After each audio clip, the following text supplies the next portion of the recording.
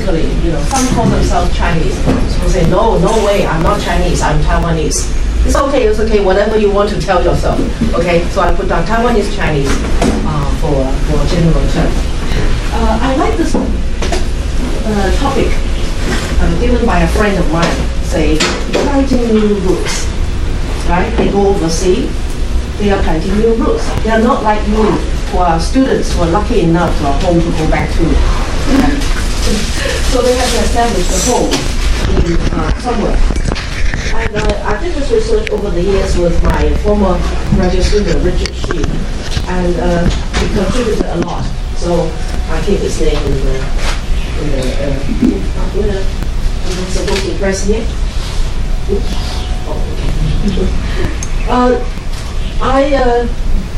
I presented three aspects of my research in this paper. One is what educated they are, why they go there, and the experiences, distribution and residential pattern, where they live. I think the first important thing for immigrants is to find a place to live, and also to find employment. So such a topic coming to the first adaptation process. They immigrate and they should get employment, right? They're young, educated. And then I selected a few other issues, such as the women's role in the so-called astronaut family, and the young first generation in Australia. Probably you will be interested in that because you are also young. And the 1.5 generation return migrants. I'll explain to you who are the 1.5 generation. I use this method called multi-method research, or the mixed method. These two words are interchangeable. Oh, Australia is over there. You know how big is Australia compared to Taiwan or to your own country? The Australians, they like to put their map on, for example, Europe, and they cover everything to show how vast the country is. Australia is about 212 times Taiwan. It's a very big piece of land. It's an old continent, actually. And the census. Oops. I'm not good in. Let's see. I come back one more time. Oh. So where is the pointer? 那个 laser pointer. 点着。Laser pointer is here. And I use other statistics. Laser pointer. 绿色的笔。绿色的笔。I consulted the publications regarding the immigrants abroad. I use also survey data. Which I take somewhat. Thank you. And your name is Emily, right? Oh, she never told me her name is Emily. The reason is, I used to know her as Yin Jun. And then all my students, after meeting people like you, somewhat for lunch, right? With a few, they say, oh, so-and-so told me, oh, Emily speaks good English. Then I know she's Emily.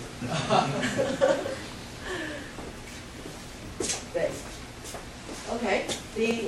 I also use ethnographic interviews. That is, I sit down with them and let them tell me their stories.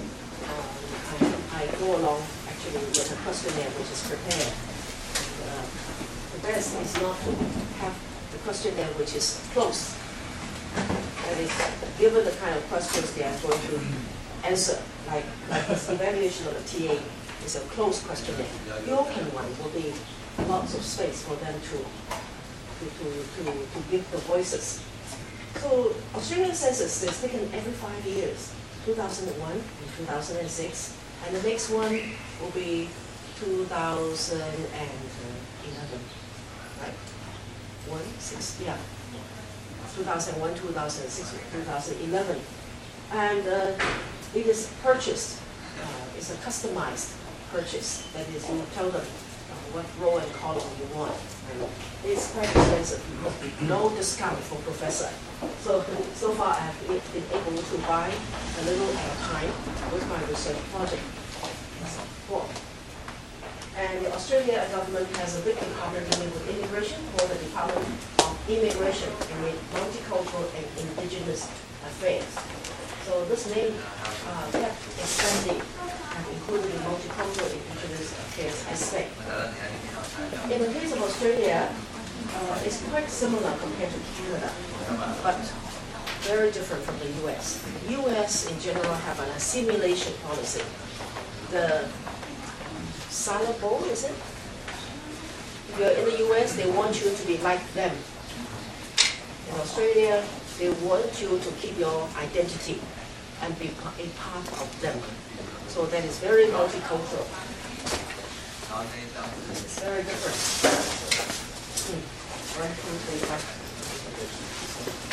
Oh, and of course you want to know why and who.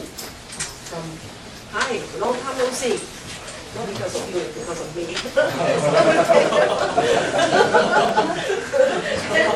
早晨，係咪要講廣東話㗎？呢個台灣啊。好。Now the reasons for migrating is because of the middle class family who has accumulated some income, and in the late 1980s, Taiwan has rapid economic growth. And compared to now, we are more wealthy at that time, 15 years ago, more than 15 years ago. And there's a constant fear of political instability. This is in relation to tension, strict tension exercised by China. And that is why when you look at the newspaper today, when the delegates from China visited, there were a lot of protests, right? People were even expressing them in different voices. This is due to the political tension strict. By the way, you experienced an earthquake, right? How did it feel? It must be scary. Yeah, a little bit. Yeah, it actually is the biggest I have experienced in feeling. I wasn't here in the 921. I wasn't here, I was in Los Angeles. But I felt, what's next? So you're here you study earthquake, right? So I have to be going abroad when I study with Taiwanese. I don't just study from my Taiwanese point of view. Well, to finish up with the reasons for migration, you may be so surprised that for Taiwan, only 20 years ago, were we allowed to travel freely abroad for tourist reasons. Yes, only 20 years ago. So this means a lot of people move as tourists and emigrate. Wherever you go, they don't care, as long as you have the exit visa to go. So in my view, the estimate of which country to go to is really inaccurate, because as long as you leave, that's your business. You're free to go. But then whichever country you landed in is another matter.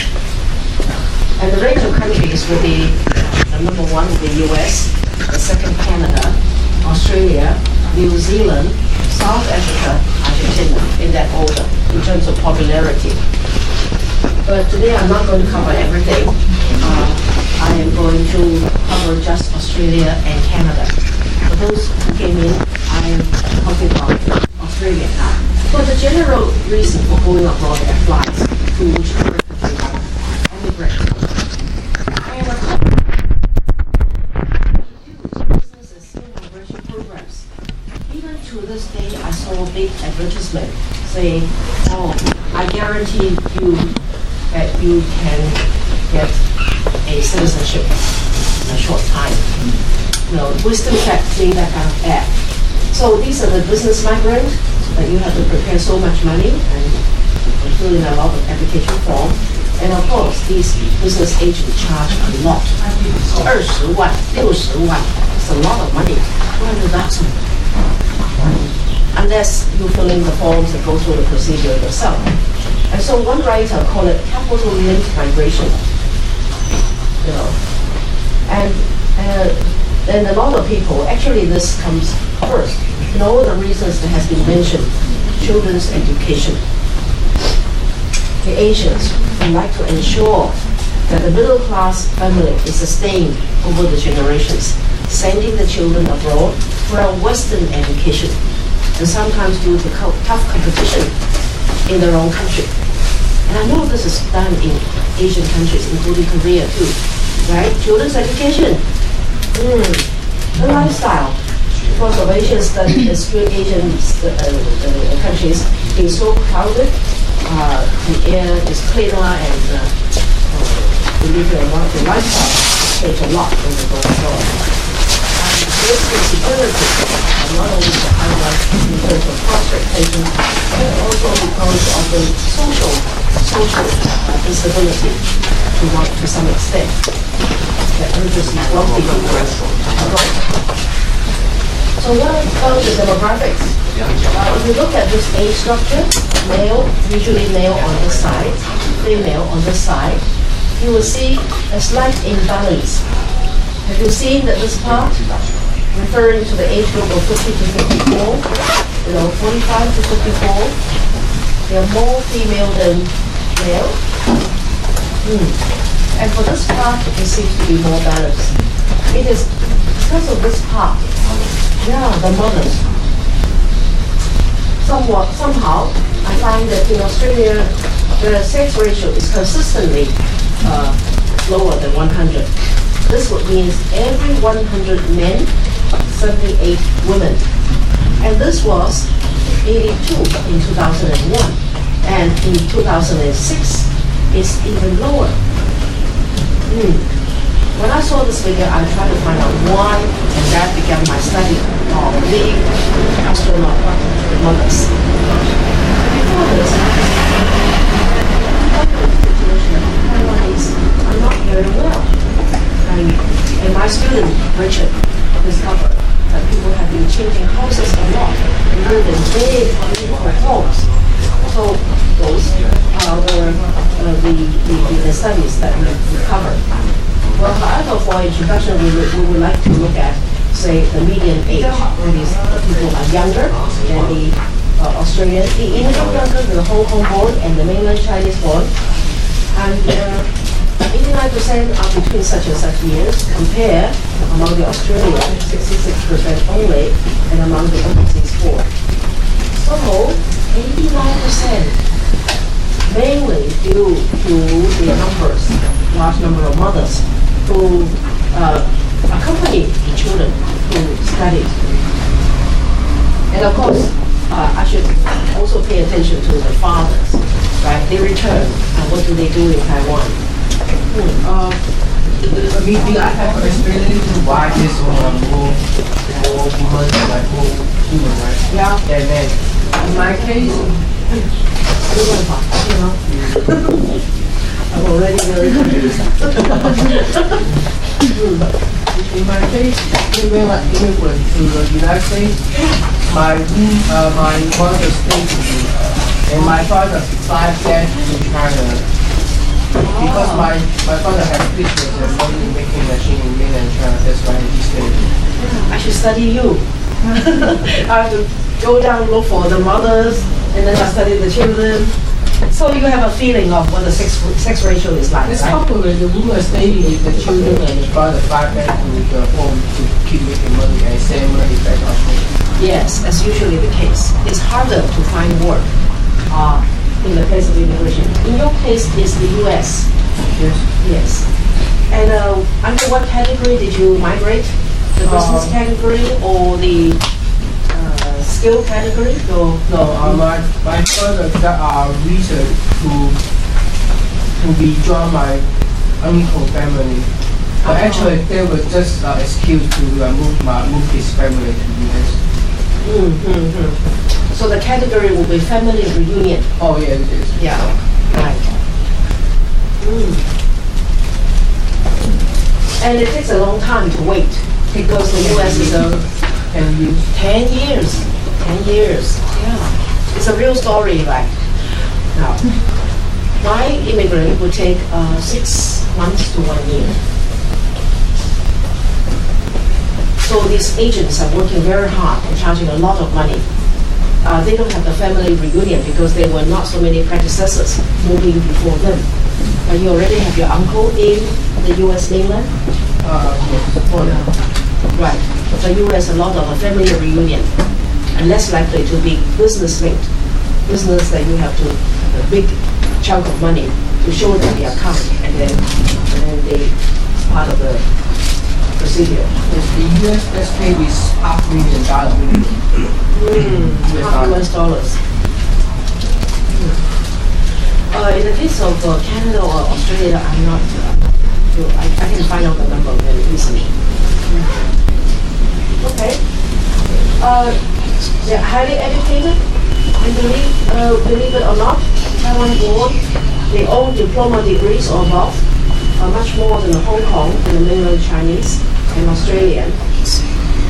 Well, I'm a little bit skeptical about the statistics as always, because what you count as college degree, they have included vocational education, 职校, they're all counted as college. And also the quality of college education can vary too. Well, how come they don't speak English well enough? And the Hong Kongers who are less educated, they speak better English. So it's hard to prove, but I have interviewed quite a lot, and then a lot of them have completed 职校. So even though the unemployment rate of Taiwan born has been lower between this is another aspect of the Taiwan born, it has lowered. It was quite high already in 1991. Oh no, 1991, 26%, 1/4 not employed. 2006, I'm so glad it has come down to 11%. The unemployment rate is higher than the Hong Kong born and the Australian born in 2006. And there are a lot of reasons. I wrote several papers on this aspect. I can spend a whole lecture just talking about why they were not employed. Well, I will bring it up later on. Okay? And the low participation rate compared to the Hong Kong and the mainland Chinese. And the weekly income, I think, is much lower compared to Hong Kong, mainland Chinese, and Australia. So, in spite of all these reasons, why are the Taiwanese still migrating, you wonder? Then this table summarizes the education level, considering the English. Those who think that English is good or very good are 75% compared to Hong Kong. They are much lower. We talked about unemployment rate. Speaking English at home is much lower than in Hong Kong. And the weekly income per person is low. This table summarizes what I said just now. And we looked at the census year from 1981 to 2006. Look at the big increase. If we take 2 years, the increase is what? This is so rapid. Anyone trying to escape? What happened? Anyone trying to escape something? This happened in 1986. There were one peak, another peak here. This was very popular in the late 1980s. Very similar to Hong Kong people. Hong Kong people started moving in the late 80s after the signing of the agreement between Thatcher and China that Hong Kong will be handed over. So the Hong Kong people started moving, and this kind of, we say, 移民潮, so kind of, how do you translate it the best way? It kind of influenced Taiwan too. So this was a time when people feel insecure about the communists taking Hong Kong, and they are afraid that the communist China will continue to take Taiwan. That was the main climate. And then there's another peak here in 1996, definitely. 1996, there was another peak. It was because of the Li Denghui, he declared two-nation policy, 两国论. That is, China is one nation and Taiwan is another nation, and mainland China stationed missiles on the opposite coast of Taiwan. And a lot of people, the richer people, are afraid. So there's another This part is a little bit hard to explain. 2001. sometimes because of the stock market.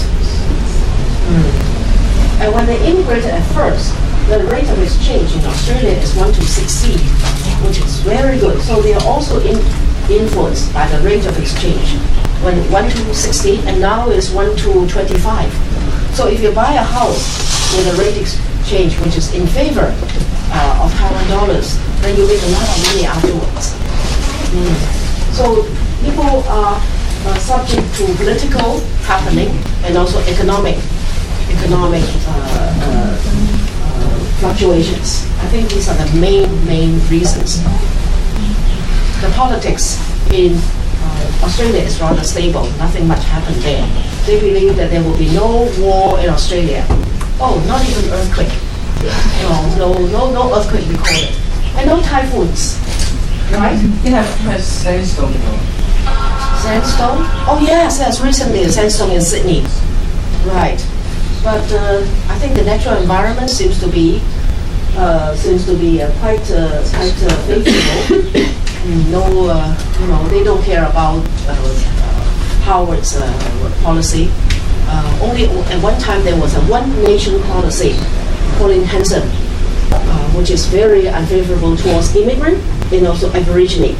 One-nation party supported by about 100,000 people in favor of the votes, and it was at one time that the Asians are a little bit nervous. It was a white Australian policy coming back, it seems.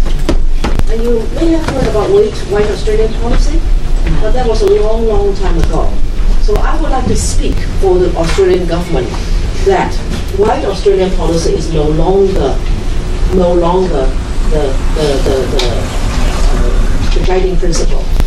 I think it would be unfair to say that they still have white Australian policy. Yeah, Bianca. What is white Australian policy? Oh, white supremacy, and any people who are with color, like myself, and Aboriginal population, they will be excluded from public service. And it was formally declared not relevant by the Whitlam Party of the Labour Party. The Labour Party is always pro-immigrant. In 1973, it's kind of fading out in 1966. In our Chinese textbook, white Australian policy is still in the textbook. Yeah, right. So Australia, I think people have been telling me that 5 years ago we eat something very different. Now, most people use chopstick, right? It's quite multicultural, acceptance of people from outside. Yeah, you have a good question, and I should have a better answer than that. That is, in terms of politics and governance, preference is given to white people, and exclusion of those with color and the Aboriginal community. So things have changed a lot, and there were always debates of whether Australia is part of Asia or not, whether Australia should accept more immigrants or not. Always debates in the public, in the newspaper. Actually, the reason why Australia turned to a policy in favor of Asian immigrants is because Australia was part of the British Commonwealth. And in certain historical incidences, Britain does not care too much about Australia. Australia still have the Queen as the sovereign, still pay respect to the Queen. And the Australian governor visit UK, 1 or 2 times a year. And if you see the flag, there's still the rice, 李自旗, that British related flag. But over the years, there was a war in Gallipoli where many years ago, Mel Gibson was a movie star. He was a star in that movie. That movie shows the historical incident of how Britain was not paying too much attention to Australia. And Australia provided, privileges for British subjects to migrate. There was at one time a policy called £10 policy. Only £10. But that means a lot to the immigrant. Giving away money to British subjects, giving £10 to each person to immigrate. But the British are not that interested. So gradually they allow people from Southern Europe, Italian, Greek, to come to Australia, and less are people from those areas, and they now welcome Asia. And in the meantime, Japan become very strong, and so is mainland China. So they are very nervous about Japan being a superpower in Asia. And in the meantime, their population is growing so slowly, so they think that the birth rate is so low that they think that now we should open our door to Asian people.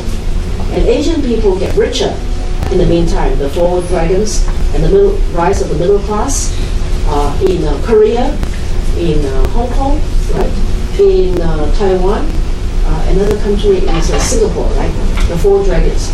So they have these policies to welcome these people with money, with better education to come in, and they're strongly promoting the immigration, implementing the immigration policy.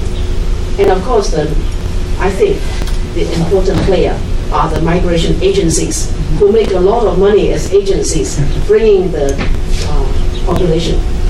And Canada and Australia actually are the two countries who are competing for Asians to come to Australia. It's quite interesting. It's a 错综复杂, all the players here behind the individuals who make the decision to move. So I'm kind of concentrating on the individual decisions. So once in a while, when we're going through high school, for example, you might hear a classmate say that, oh, I am going to Australia with my mom. What's that one? Students telling me that. 突然间就说班上有一个人移民了. Actually, the young people did not have to make a decision. The parents decided that they will just lift it from here and ensure that they will be prepared to have a Western education, ready to the individual level. I guess you're kind of familiar with Australia. The geography is very simple. To me, it's much simpler than the U.S.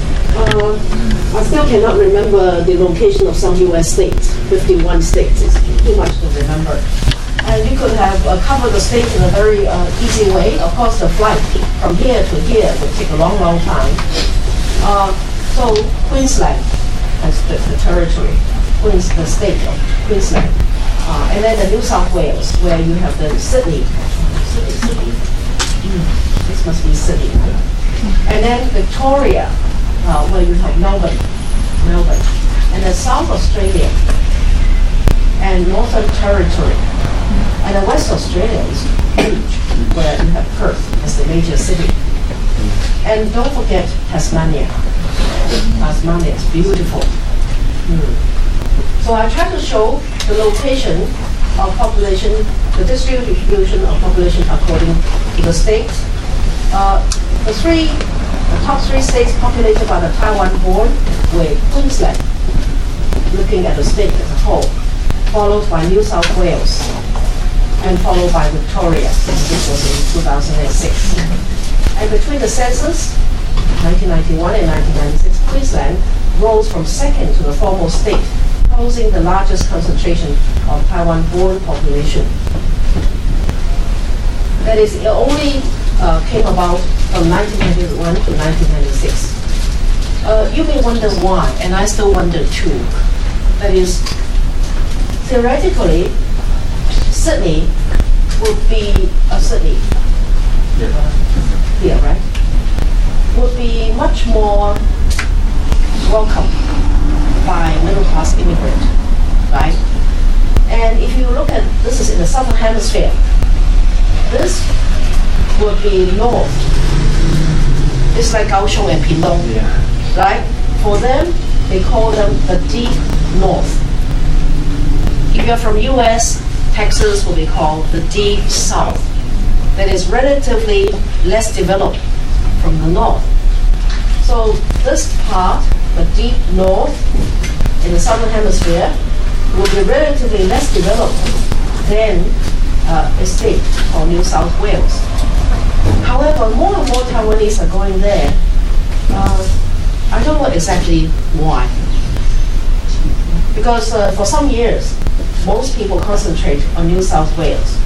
But right now, the Hong Konger go to New South Wales City. The Taiwanese go to Queensland, and Brisbane is the major city. I just wonder why. Right? And Taipei people go to New South Wales much more than Queensland. So it may be because I found, well, maybe it's because of a lot of people from southern Taiwan going to Queensland. The cabin is closer, vast space. And I do find that the area code is the same. That's a joke, actually. The area code for this is 07, which is the same as Kaohsiung. The area code of New South Wales is 02, same as Sydney. Same as Taipei. No, this is not the reason. However, I do find a lot of people who move to Australia are from Kaohsiung, and they prefer Queensland. It's very hot there in their summer, which means July, right? For them, it's July. It's summertime, very hot. Okay, and between the census, and all the time I talked about Taiwan born. Why do I use Taiwan born? I started with saying Taiwanese, Chinese. It's because the census is easier to classify people. Just say US born, Taiwan born, China born, Hong Kong born. It's easier for classification. So all the way, some people have been born in China or elsewhere, but have immigrated from Taiwan. They may not be included in this case. For example, I was born in Sichuan, not by choice, right? Just born in Sichuan. Where was it? Chongqing. Oh, yeah, Chongqing. Right. I've never been there, except that I was born there. And I will be counted as a China born in the statistics, right? There are certain people who are like that. Okay. So the distribution in this graph is again showing that by state it dominates in Queensland over the other state in New South Wales, starting in 1996, and now really dominating. Well, Queensland has very interesting Taiwanese living there. They drink Taiwanese tea, the sit-down chat in Taiwanese. They drink red wine the same way, ganbei, Taiwanese style. They have a good time. I really enjoy visiting Brisbane. Very warm people, warm weather from Kaohsiung, and speaking Taiwanese is just like home there. So mainly, the people concentrate in Brisbane, Sydney, Melbourne, and actually Perth. I think we ran out of money. We did not get enough research project money to cover Perth, so we kind of did not include. And overall, among the Taiwanese immigrants, 88% live in the three cities. Oh, again, showing the city distribution. Just remember, most Taiwanese go to Brisbane. Is that logical? A lot of Taiwanese are concentrated in Brisbane, much more than Sydney. The Hong Kong people concentrate on Sydney. Okay. So if you live in Brisbane, you don't have to speak Mandarin or English. It's very comfortable there for some people. And a trend towards concentration around the Sunnybank area. Brisbane has a place called Little Taipei. And there's also one place called Rangkong. The Taiwanese say Rangkong. They translate it into Taiwanese dialect.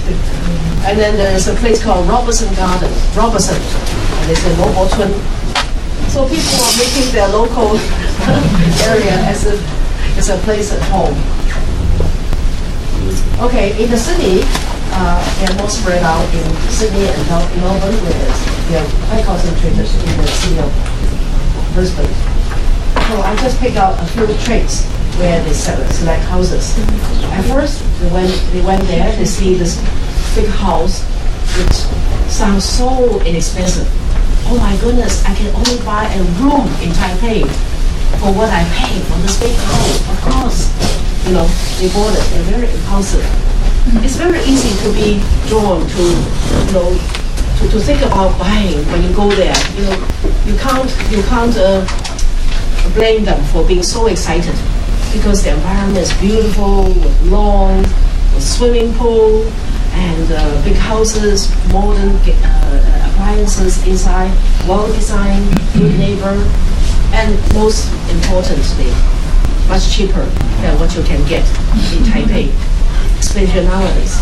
So this was about 25 to 30 years ago when the Hong Konger or the Taiwanese went, and they are very excited and say, oh, sometimes they don't even have a swimming pool.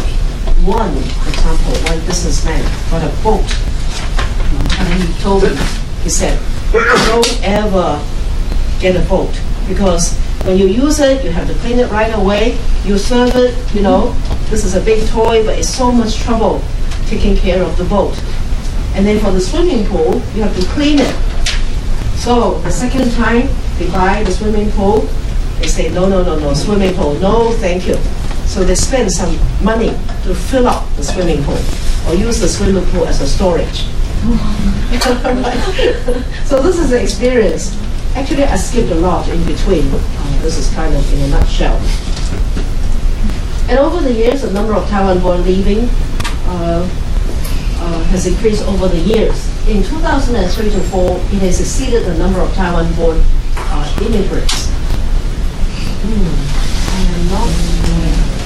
The trend of in and out migration of Taiwan-born from such and such a year. The permanent departure has increased. The permanent arrival has. So the arrival. What I want to say, what we want to say is the people who depart in a year starting about 2004 has succeeded people who move in. So thanks to the Australian government for giving us the statistics that give me an idea of doing another research. That is, people are leaving. More people are leaving than people who are coming in. So people who are leaving are those who immigrated earlier. They might have come back to Taiwan. So it gives me an idea of studying returnee at that point. That's what when I'm in high school, I have 2 or 3 friends. One in my class, and he's from from Eastern New Zealand and Australia. The other 2, they are from Australia. Oh, so they are now in.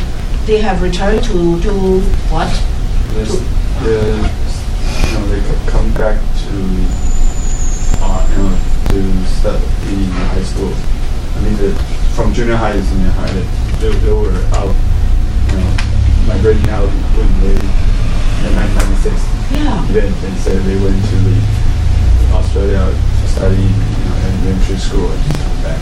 Oh, so they are in university? Yeah, right. Oh, and in medical school? One of them, my classmate is in medical school. Oh, yeah. So this is a returnee. Sometimes they may go to U.S. That is, those who left may go to another country. Some come back to Taiwan, and the younger population. And of course, what I study are those who come to work. So where have all the out-migrants gone? I gave myself the title to talk.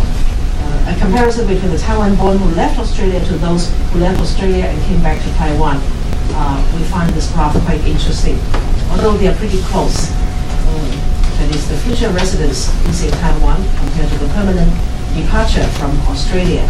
The number who returned to Taiwan before 2004 has always been greater than those Taiwan-born who left Taiwan, suggesting that the former included those who were not born in Taiwan and include those who were born in Australia and the spouse. Oh, I have to rewrite this. I think this English is not very good. after 2004, only 70% who left returned to Taiwan, suggesting that they went to a third country. The main point is there were more people who returned or who left Taiwan than people who moved. And it would indicate that they have gone to a third country. That was the point. So the English is a little bit muddled. And returning migrants, they are concentrated in the age groups of 25 to 34 and 45 to 54. So for these statistics, we have to buy the census, that part of the census indicating return from the Australian government. And the permanent departure as such, concentrating in the two age groups. The former tend to take up jobs in Taiwan, while the latter came back to settle in the homeland. So the young people, they come back to work. And why do they come back to work? If they have Australian education, they speak English well, right? They have local knowledge better than the parents. They join the sports, which is the major subject of conversation in Australia.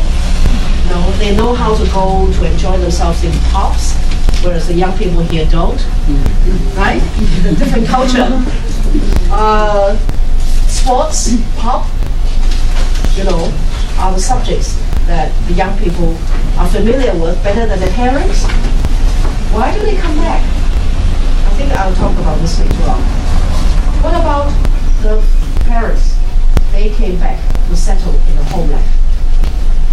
So did your mom return to Hong Kong or did she return to Hong Kong permanently after you have graduated? Graduated from US, yes?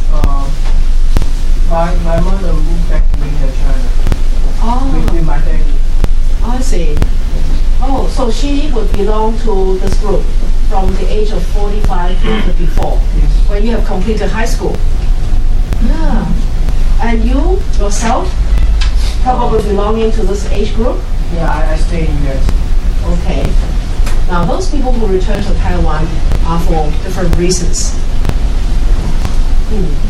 I may talk about it later. And I did a survey with Dr. Xu and the problems faced by Taiwanese immigrants. This is a survey which is based on about 1 month altogether of interviewing head of household on the kind of problem they face. They said language barrier. I would say these are references, not exactly the number. We try to do the best we can because dealing with 70 and 89 answers is a big job. Family members living separately. See, the daddy comes back and become a dentist, businessman in China for the Taiwanese. What else? Occasionally, I met the father staying with the children.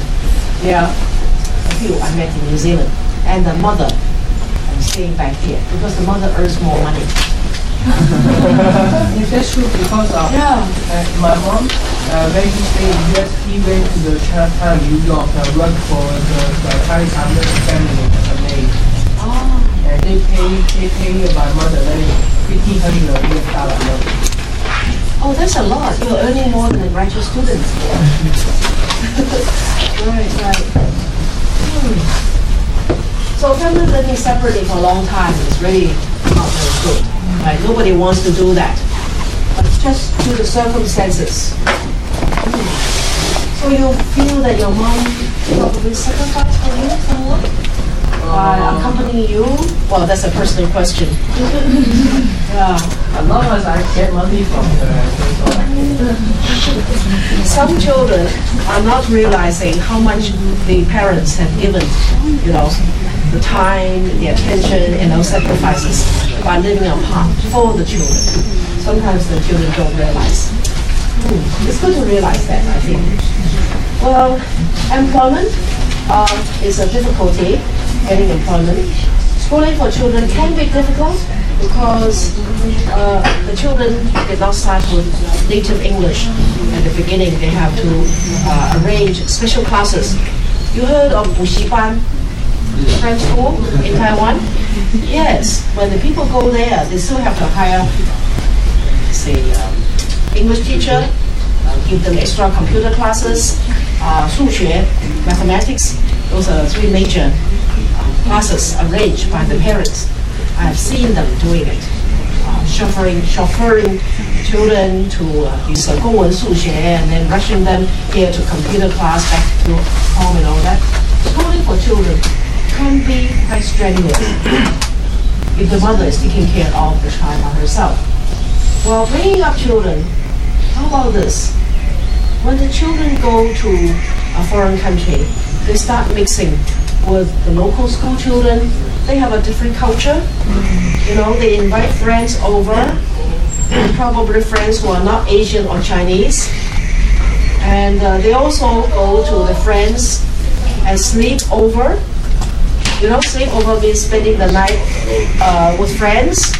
And the Chinese parents probably are not, are not familiar with that culture.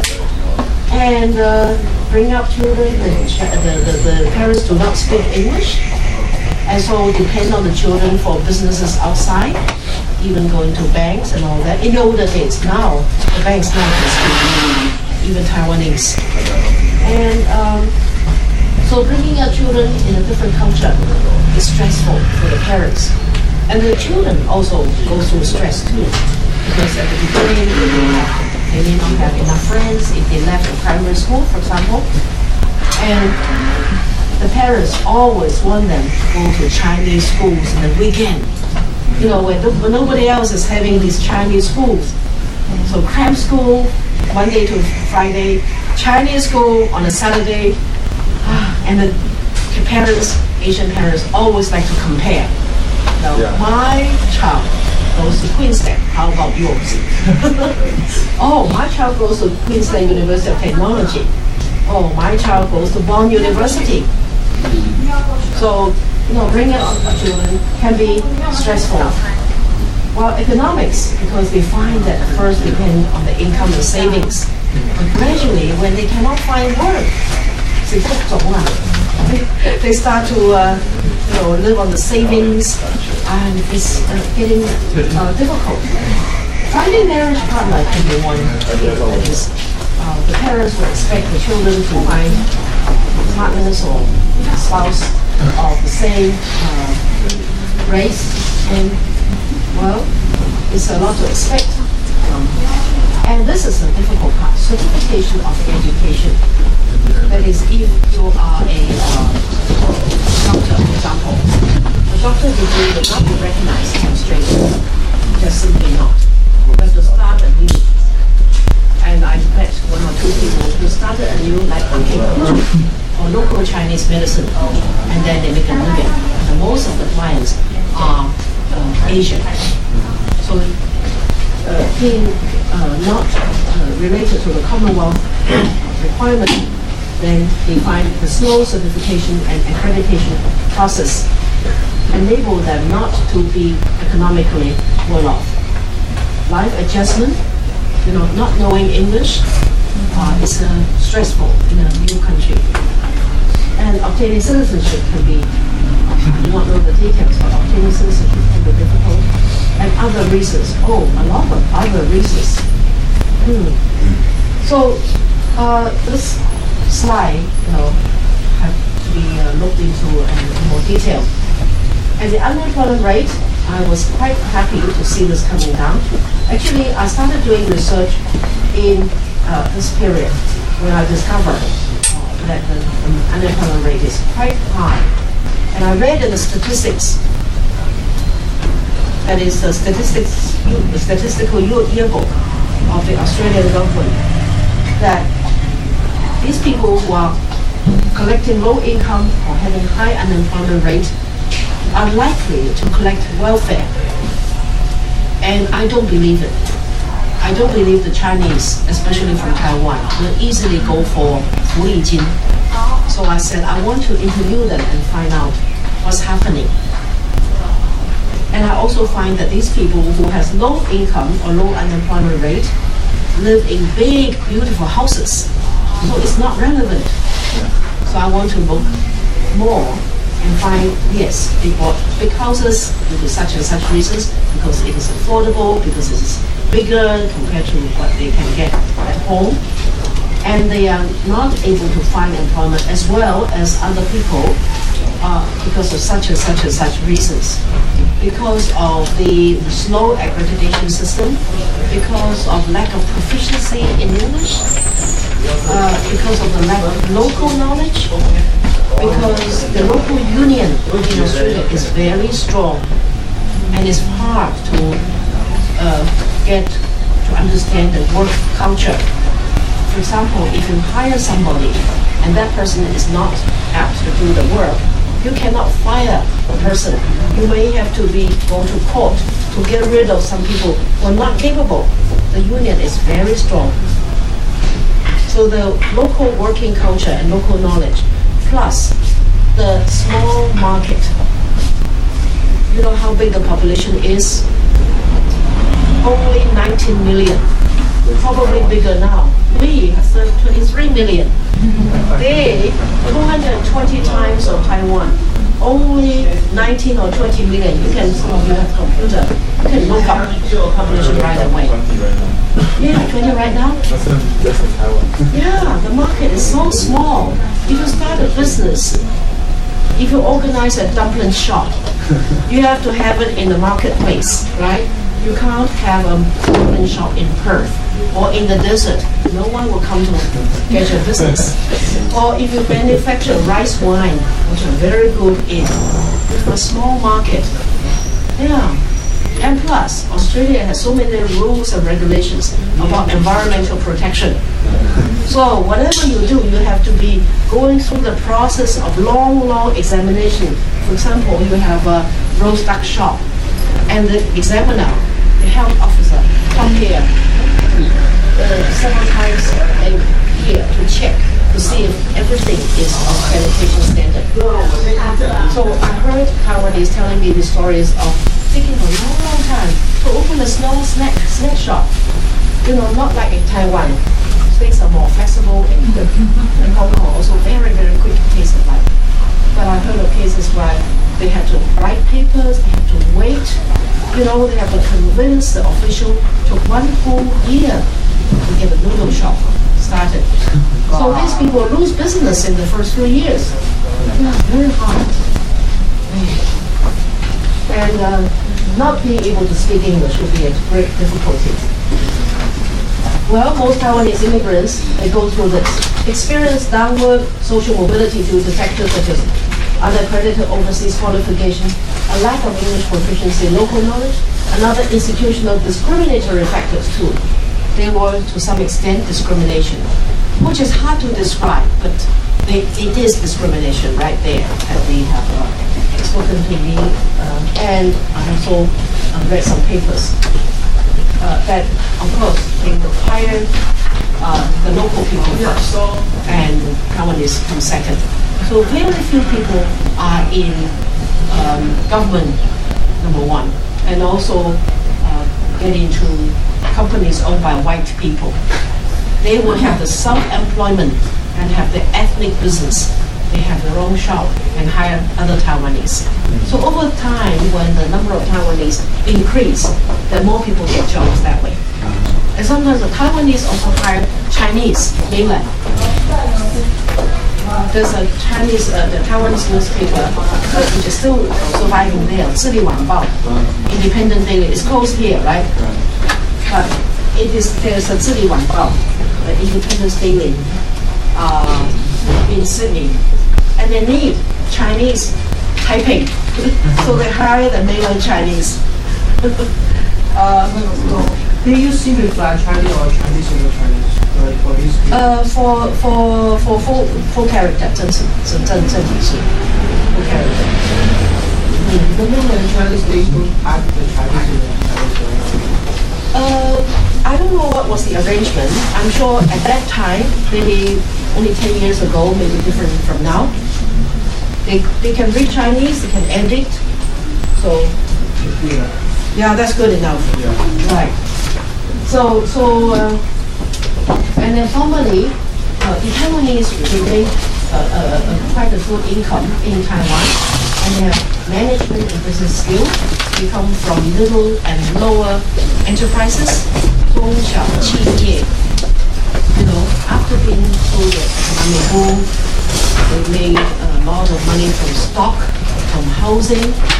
So they are tired of working in Taiwan, and let's have a change. Some of them just go in that way. So the business culture and labor relations, complex rules, regulations, small size of the market, and high tax. I have written a paper on this aspect, and I have also written a paper using the statistics in 2000. And then some of them, in the meantime, if you hear of somebody going to Australia and going to a graduate school, what does it mean? It means they are not employed. It means they are getting a degree temporarily. And also some of them go for this kind of education, which is very useful. Technical and further education, TAFE. So if you hear about TAFE, that's something very good. And many of them go to English classes. Because everything that you do, like painting a wall or changing a light bulb, you need certification. You can't be hired. 什么东西都要证照的。That's Australia, 美国也是。So these very diligent Taiwanese, they go to TAFE education. I like this word, technical and further education. And a lot of self-employment and ethnic businesses, selling beef noodle, Taiwan snack, or making Taiwan food and sending it to the supermarket to be sold. So I have talked to quite a lot of 老板, manager 老板 bosses, but then they become part-time workers. They try to create the ethnic businesses, and a lot of them do voluntary work. Transnational household and circular spouse, that is, being the household in two places, because the husband may be looking for 2 months, 3 months, and could not find job, and then he returned. Well, in a way, it is good. I don't think we can afford to waste any manpower. And return migration is another strategy. So this summarizes their lived experiences of most Taiwanese who went. And many Taiwanese immigrants, they are eager to establish their own careers in Australia, in spite of the many difficulties they have encountered. So they have not given up. Some, they are successful cases. Someone who has a shop in Sydney, which has 4 branches. And there's someone who operates a Dunkin' shop, 2 Mama. We have several branches. Right. So when I went back, actually I visited probably 5 or 6 times in all since 1989. When I went back, they were less likely to have sit down to have tea with me. They have no time. The first time they took me, my assistants, all had a good time. They say, "Oh, how can you be working here? Have your assistants seen a kangaroo yet?" I said, "No, we're here to work." "Oh, you are a bad boss. You work. I'll take your assistant to see the kangaroo." And what do they have? The platypus, go to the zoo. The Australian animals are very different from North America, and they have time to do this. And they volunteering for us as a tour guide and take us to meals, But now when I go, nobody pays too much attention to this person as much as before, because they are busy, and some of them have been able to establish the career. Someone operate a very good music school. Someone started at cram school. Wushiban for other Asians also. They're all very busy. They are engaged in activities. In the meantime, the Taiwanese organizations become stronger, like SUTI, like the Presbyterian Church, and various churches. They are very active, helping new immigrants too. So for many, unemployment is only a transitory situation. I wrote a paper later on. And many of them are engaged in political activities. Every time during an election, they fly back to vote. Yeah. The blue camp are people fly back, so it's a green camp. And at one time there was a 亲民党. So 3 camps of people flying back to vote. See, this is the way they attach to the homeland. In 1996, most Taiwan-born male immigrants, they were engaged in wholesale, retail, hotel, restaurant businesses, followed by financial property, business services, and educational and community services. These are the categories used in the census, to amalgamate the data. And later on, in 2001, there's a higher concentration in the 3 leading industries. This is the first 3: wholesale, retail, hotel, and restaurant, business, property. Yeah, some people are in the sales of houses, business services in say, travel agency, right? Education and community service.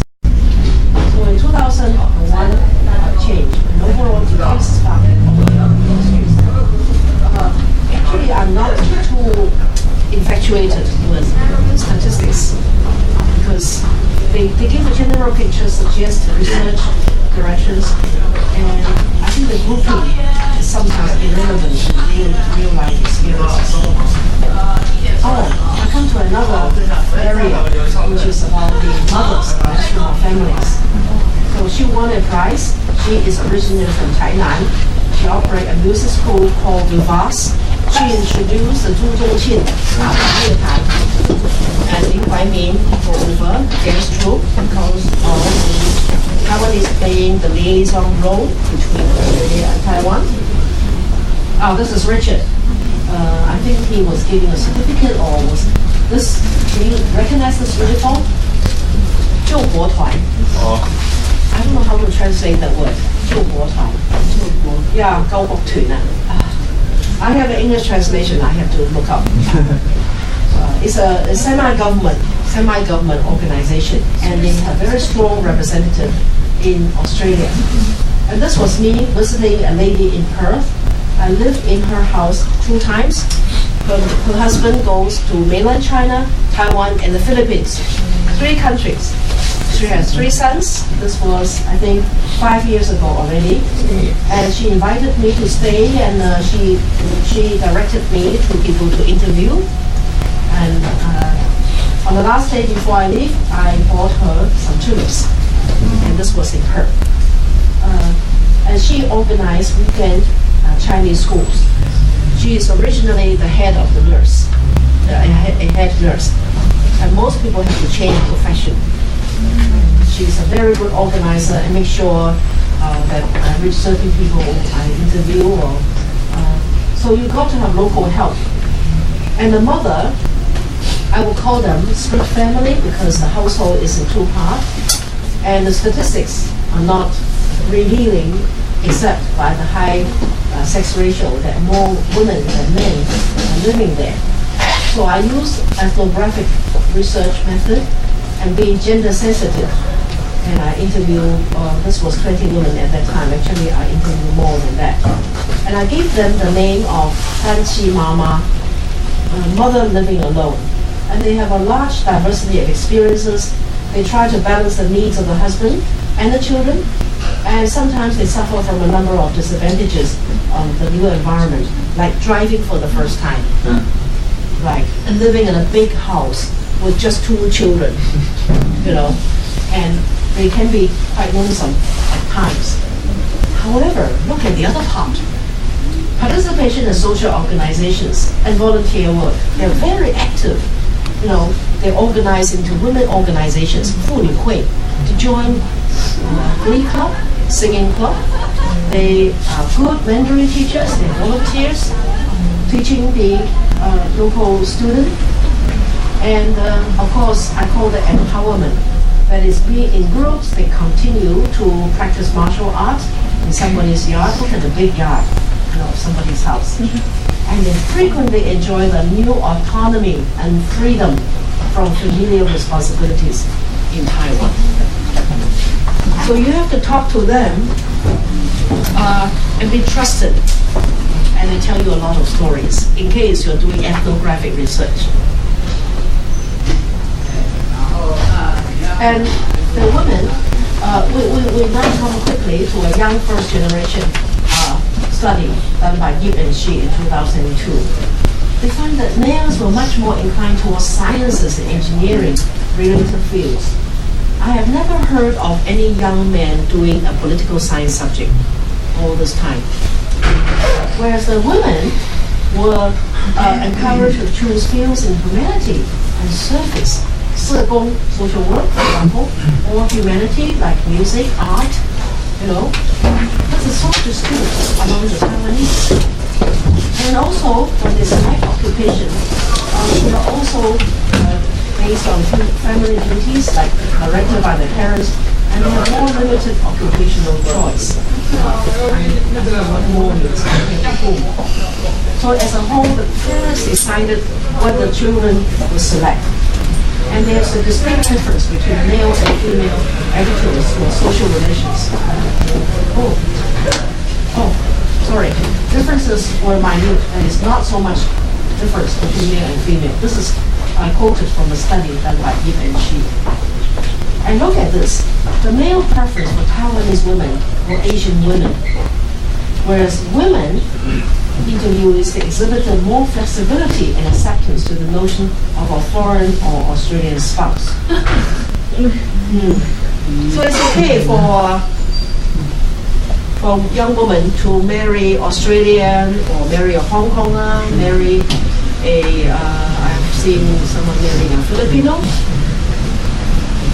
Sounded good news for me. Pardon me? It sounded like good news for me. Oh, okay. Yeah. Actually, Cantonese is largely spoken among the Chinese. And the Taiwanese spoke Cantonese as a result of being in school with either other Hong Konger. So marry Taiwanese, then they marry Hong Konger, Hong Kongese is a word. Hong Konger. I just say Hong Kong people, Hong Kong guy, Hong Kong girl. Yeah, but in the literature they use a Hong Konger, or they marry a Singaporean. It's easy for them to. It's more likely for the women to be married to a non-Taiwanese, and more likely for the Taiwan men to marry a non-Taiwan. I wonder what that reason is. Yeah, it's true here too. Yeah. You don't have to be immigration. Right.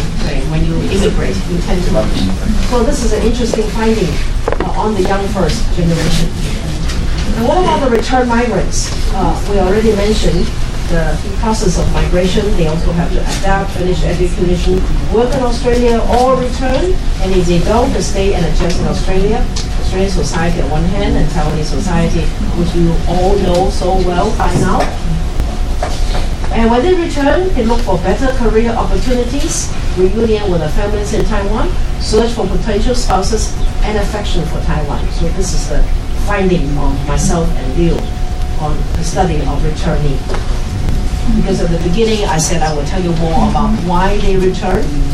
Much better career opportunity, especially when Australia had a level of economic recession in the 20s.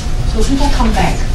And when people come back, like you people, you are at least bilingual, right? Yeah. You have 2 languages, sometimes 3. So you are more competitive in the market than the people already here. And so I have spoken to people who work in, for example, the HSBC bank, who can speak English better than the local graduates. So I think the local students should be aware that you are now facing competition from these return needs. 很多人从外国回来移民因为外面找工作没有那么好。So the local student will be competing with the returnees now. And many people, because their families or several generations already in Taiwan, even though the parents went for houses there, but they still like to come back, And of course, some still look hard for a spouse from Taiwan, and some say, 因为我很喜欢台湾。These are happy parents, graduated. With a daughter graduation, and this is the Australian flag. Yeah. This time. Okay.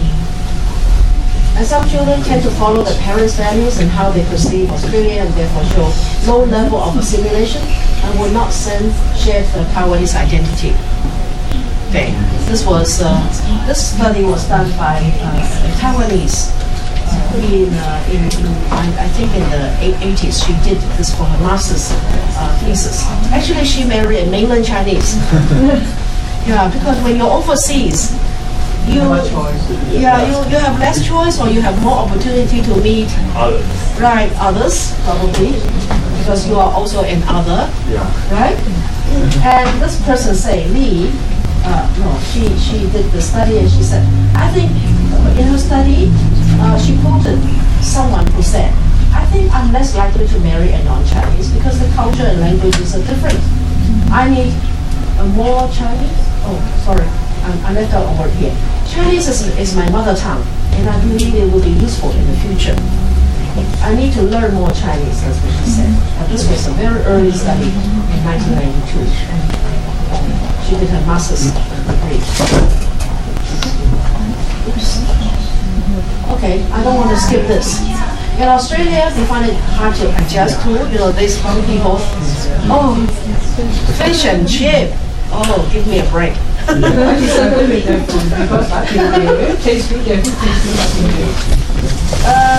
If you're a long time, eating very similar food, you miss your home food, I guess. And then Australia's long pace of life.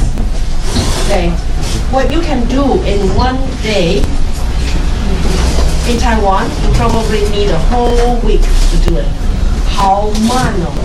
If you stand in line in the bank, you wait forever. Yeah, you just wait forever. 真的不一样. Well, I don't mean that is not as good as Taiwan. I mean it's different, right? So this is a first-hand experience. Vast space. Oh, you have to walk long. You better not walk. You just give up. Quiet and unfamiliar environment. Not being able to get anywhere without a car, and shops close early. No nightlife. That's the same in the US and Canada, right? Yes.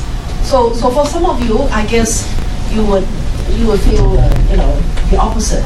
Oh, too many people in Taiwan, right? Oh, too crowded and noisy, and the shops never close. If you live in a neighborhood with shops, so you can have the empathy towards these people who feel the opposite to what your problem, what you feel like. And when they come back to Taiwan, they can't adapt anymore in some cases. Not accustomed to the work culture in Taiwan. Having a class on Saturday morning, no way. Or an examination on calculus on Sunday. This is Taida, yes. And extended working hours, even on 加班. The need for overtime work, the boss never told you in the morning and say, well, can you stay a few hours? Like I told Fendi, Fendi, can you stay 2 hours more after work? Workaholic style and the emphasis of differences between people in terms of rank. This is how they feel. That is, you seldom address the professor by the first name. Or in the place of work. 就是那个阶级观念在台湾. Boss is always right.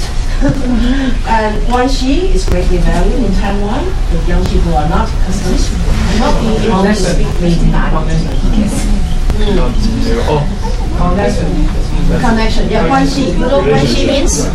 Connection? Yeah, guanxi, right? It's a very Eastern culture. Not being able to speak is one difficulty. And complain about Taiwan. Well, the air is polluted compared to some places like Perth. Too many cars and they drive crazy, right? I'm scared to cross the road and even more so to drive. Oh, 不敢开车. Living space is small. Too many people in one place like this classroom. Pace of life in Taiwan is much faster than Australia. For them, the young people, Taiwanese are crazy about politics. I think we are crazy about politics, right? Yeah, I see people, those congressmen, trying to take each other and violence that we just hear about. I guess That was happening at one time. Yeah, the congressman. And if you turn on the radio, there are a lot of talk shows, one after the other about politics. And even at home, I have been telling my husband, I said, please depoliticize. You know, so don't 不要在家里那么泛政治化. I'm tired. Everything has somewhat involved with politics, I think. Can be, depending on the person. Okay, Taiwanese are crazy at politics. I say, that's fun, right? The media does the poor job. No international news. I think we're improving on that now. Yeah, we are improving in the last 3 years or so. Can't get used to the vague terms, 外新闻, because the language has changed over the years after they have left. How to get along with people, no sense of belonging here. How to live up to parents' wishes, such as living with them. Parents take care of you, ask what you do every day, why not you coming back late, like midnight. Parents are still so caring and controlling of the kids. But the good thing about having an education abroad is they have both Australian and Taiwanese culture, and they can be called a global citizen because they are, they used to be having classmates from different nationalities, like you. A primary school, I heard, can easily have 80 nationalities in Australia. And in Australia, 150 nationalities are represented among the immigrants. And about close to 1/4 of the population are from overseas. So Australia is really multicultural. It's not white Australian anymore. And who is the mainstream? Everybody. Okay. And I have I have asked Fendi to upload this article on the Sabre in case you're interested. Oh, very good conclusion. Circular diaspora Chinese versus conventional theory of migration. Because formally when we study migration, it's one place to that. Nobody care about the process. They care more about what they do in the destination. But no, the people have been coming back and forth, right? Circular. And you can call them even snowbirds, migratory snowbirds. Settlements have been different from early Chinese in the 19th century. People who went there to do hard labor to build the railroad. And the suburban cultural landscape, you can see, I can tell, I know that house belongs to a Taiwanese. I can tell. New, big, and features. Rising employment rates in Australia. We are very active with social organizations, and they experience reverse cultural shock when they come back to Taiwan. Some young immigrants return to Taiwan, others have moved to a third country, moved on, and research on Taiwanese communities and experiences of the census data. Oh, well, I don't know. I was trying to convince the government to do more research, right, I guess. So if you're interested in these topics, there are potential research topics like the adolescent sojourners, people who went without the parents around. The second generation, I have not studied those at all. Australian-born Chinese. Actually, there's a new term called banana. Yellow skin and white inside. Retired migrants? Yeah, the parents who decided to stay. You can look into small businesses the Taiwanese have been successful in doing. You can continue to look at return migration. And of course, when you return, you might have some impact here. When you go there, you might have some impact also. And I suggested some policies for the government and some references that I have participated in co-authoring with students, with peers, and I guess this is what I want to tell you about Australia. Okay, in the first session.